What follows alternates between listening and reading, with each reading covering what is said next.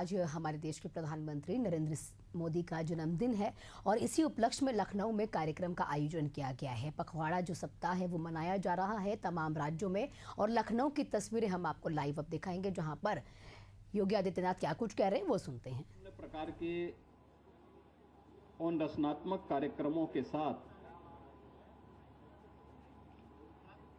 देशवासियों को पुनः एक बार जुड़ने का अवसर प्राप्त होगा। ये हम सबका सौभाग्य है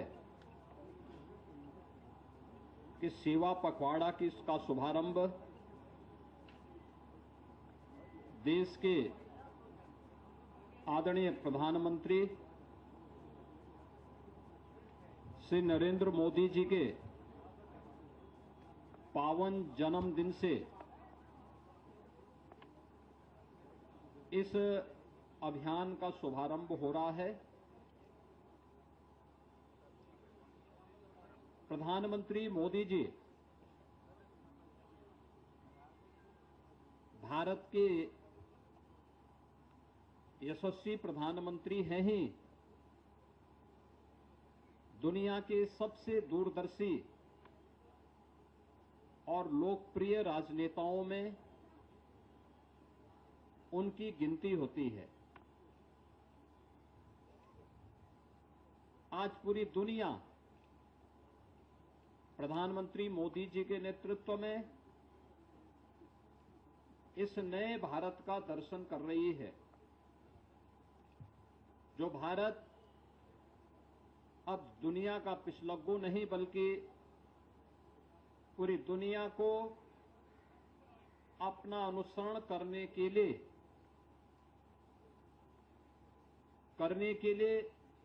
आज प्रेरित कर रहा है। पिछले 11 वर्षों में प्रधानमंत्री मोदी जी के नेतृत्व में इस नए भारत ने जीवन के प्रत्येक क्षेत्र में अभूतपूर्व सफलताओं के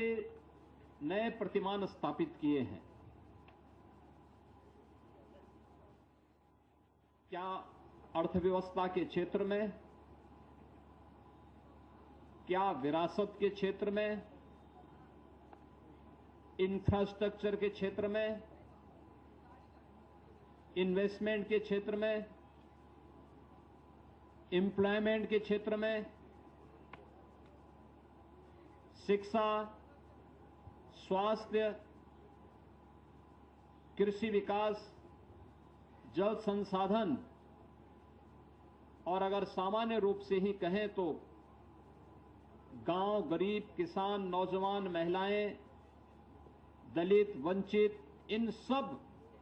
को प्राथमिकता देते हुए एक मंत्र ने प्रत्येक नागरिक के जीवन में व्यापक परिवर्तन करने का काम किया है। हर भारतवासी आज अगर वह राजनीति से प्रेरित नहीं तो प्रधानमंत्री मोदी जी के इस यशस्वी नेतृत्व और मार्गदर्शन में गौरव की अनुभूति करता है। भारतवासी तो उनका यशस्वी मार्गदर्शन प्राप्त कर ही रहे हैं। भारत के बाहर रहने वाले भारतवंशी परिवार भी बड़े गौरव के साथ इस नए बदलते हुए भारत का दर्शन करके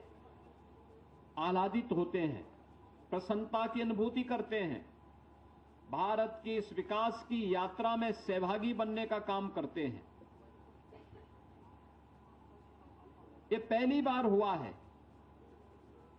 कि वंचित को वरीयता इस एक वाक्य ने 11 वर्ष में 25 करोड़ लोगों को गरीबी रेखा से उभारने में मदद की है। विरासत का सम्मान हो, ये केवल एक घोषणा नहीं, एक हकीकत है अयोध्या में 500 वर्षों के बाद रामलला का विराजमान होना,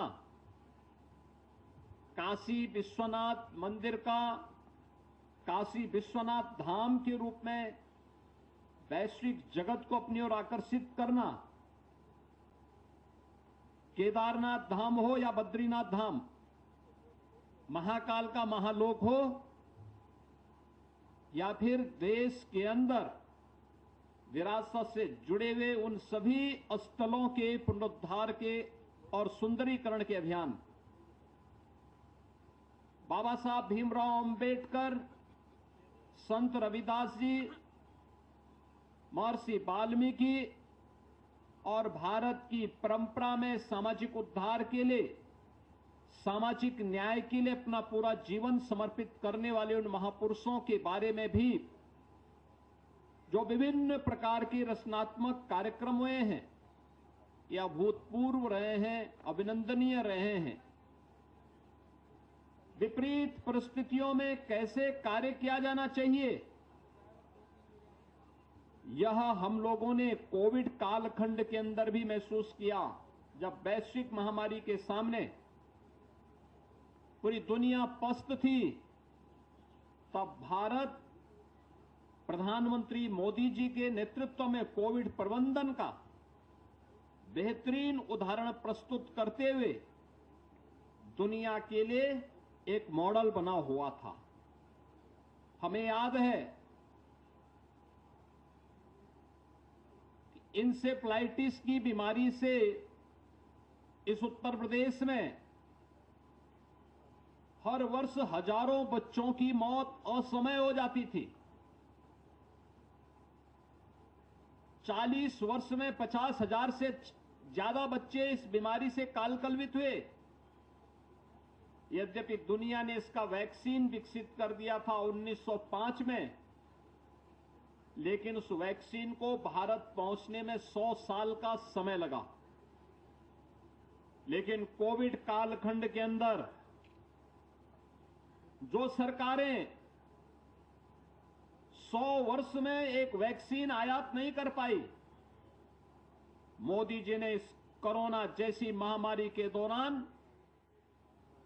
मात्र भारत के अंदर 9 महीने के अंदर।